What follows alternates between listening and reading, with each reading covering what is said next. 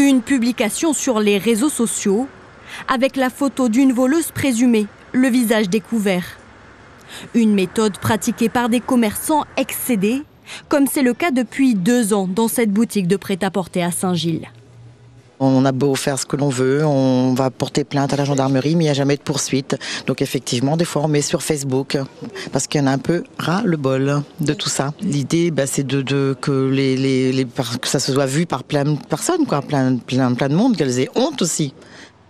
Un moyen dissuasif opportun pour la vice-présidente de l'association des commerçants de Saint-Denis, qui pointe du doigt les difficultés rencontrées par certaines boutiques. Les petits commerçants sont vraiment embêtés par ce phénomène de vol à l'étalage, qui représente entre 2 et 5% de perte de chiffre d'affaires quand même sur l'année.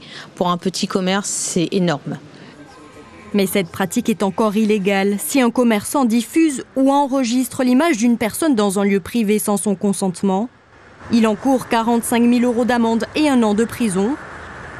Une méthode qui viole également d'autres principes juridiques.